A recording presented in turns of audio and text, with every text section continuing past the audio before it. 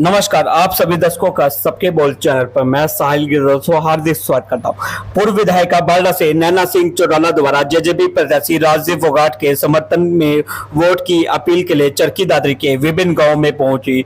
वह गाँव वालों ने पूर्व विधायिका नैना सिंह चौटाला व जेजेपी प्रत्याशी राजदीप फोगाट का फूल मालाओं से जमकर स्वागत किया गया।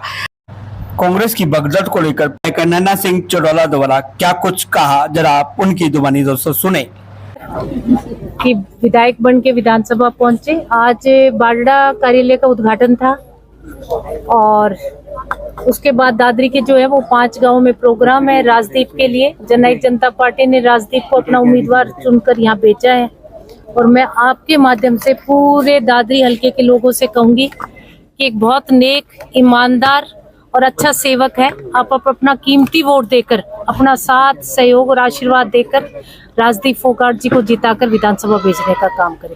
आपने अनूप धानक को काला साहब कहा था, क्या कुछ कहेंगे इसके विषय? बस भैया वो बोल दिया। कितने मैं बार बार बात रिपीट नहीं करती। अनूप को मैंने बेटा माना था और बहुत उसके फेवर में मैं खड़ी रही हूँ।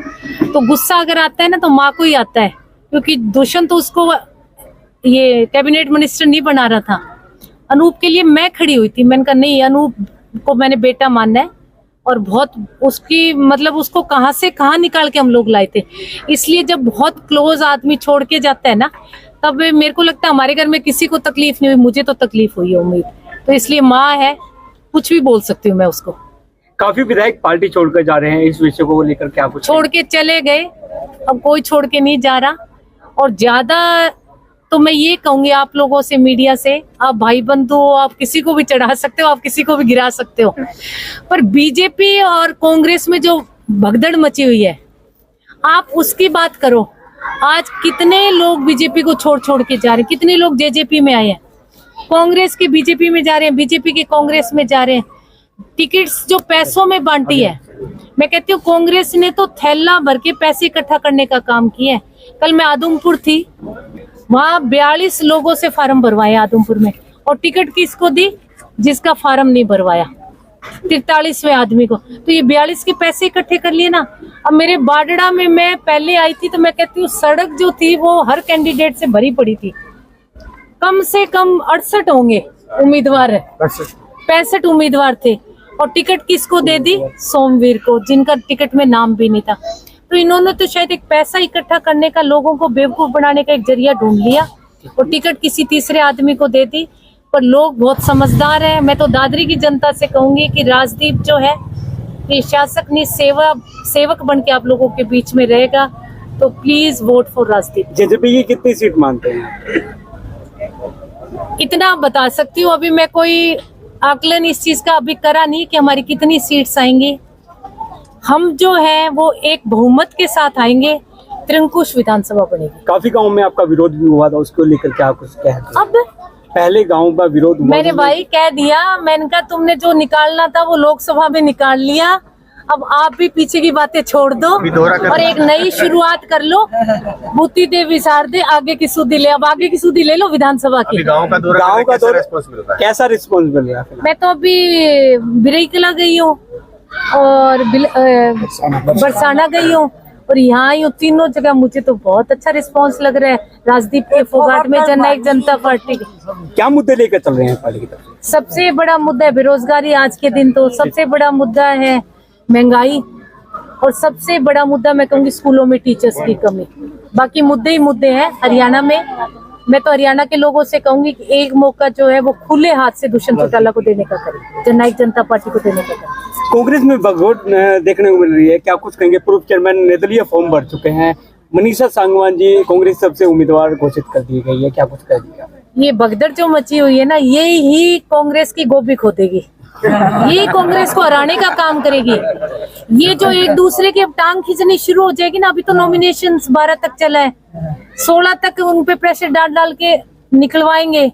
अब जो निकाल लेगा वो भी यही सोचेगा रात को भी मैंने हराना जरूर है उसको। तो आप ये देखो कि रिजल्ट का जो माहौल बनेगा ना इलेक्शंस का, वो 20 तारीख के बाद बाहर आएगा। सतपाल सांगवान के बेटे सुनील को टिकट मिला है, किस के तहत देखते हैं? देखो, मैंने कभी सुनील सांगवान को देखा नहीं है आज तक। मैं तो सिर्फ सांगवान जी को जानती हूँ क्योंकि उन्होंने हमारी पार्टी से इलेक्शन लड़ा था। पर उनके लिए एक बात कहूंगी कि उन्होंने भरी सभा में भरे लोगों के बीच में ये कहा था कि ये मेरा मतलब आज के बाद मैं कभी पार्टी नहीं बदलूंगा। मैंने बहुत पार्टियां बदल के देख ली, पर मुझे लगता है शायद आदमी जितना बूढ़ा होता जाता है ना, उसकी लालसाएं उतनी बढ़ती जाती हैं। तो वो एक डाल पे नहीं बैठ सकते। अब इस डाल के आम खा लिए तो चलो दूसरे के जामुन खाने चलो, तो वो बीजेपी की डाल पे जामुन खाने के लिए बैठे हैं, मिलने वाला कुछ नहीं उनको। नैना जी साथ में दौरे कर रहे हैं, आपके साथ में वोट की अपील कर रहे हैं, किसके तहत क्या मुद्दे लेकर चल रहे हैं? मुद्दे तो आपसे कई बार बात हुई है, मुद्दे यही हैं जो अभी मैडम जी ने कहा। जो सभाएं आप देख रहे हो, पूरा का पूरा गांव आ रहा है, महिलाएं आ रही हैं नैना जी को सुनने के लिए, मेरे को सुनने के लिए। तो ये हमारी जीत मानो आप, और आप मान के चलो मुद्दे बहुत हैं दादरी के। सबसे बड़ा मुद्दा जो था, मैं शहर की मैं आपसे पहले भी चर्चा की, गांव की बात की, बाढ़ की वजह से कितनी भारी परेशानी होती है। नहर में पानी नहीं है, हमारे दादरी के हिस्से का पानी जो होता है वो नहीं मिलता, वो सारा का सारा लुहारू गया।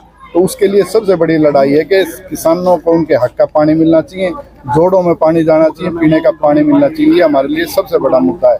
अभी बेरोजगारी की बात की, तो उसके लिए जो दूषण जी ने काम किए थे कि 75% रोजगार दिलवाया था प्राइवेट एजेंसियों में, तो उस पर अभी सुप्रीम कोर्ट का फैसला आना बाकी है। तो इस प्रकार की जो बेरोजगारी बढ़ी हुई है उसको दूर करने के लिए लगे हुए हैं।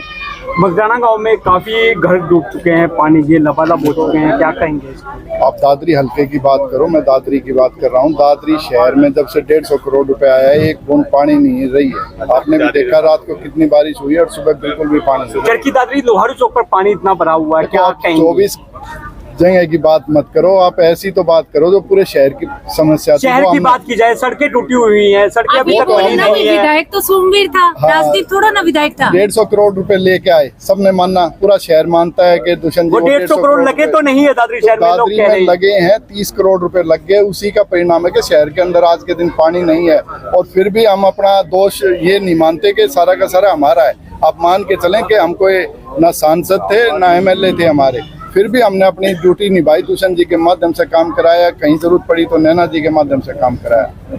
लोगों के लिए क्या संदेश देना चाहेंगे? लोगों के लिए क्या संदेश? बस संदेश यही है कि इलेक्शन का दौर है, जेजेपी पार्टी को जिताने का काम करें। जहाँ तक मेरी आवाज सुन रहे हैं, वहाँ जहाँ जहाँ जेजेपी के कैंडिडेट उनको जिताने बाद मिले लोगों का नहीं चाहते।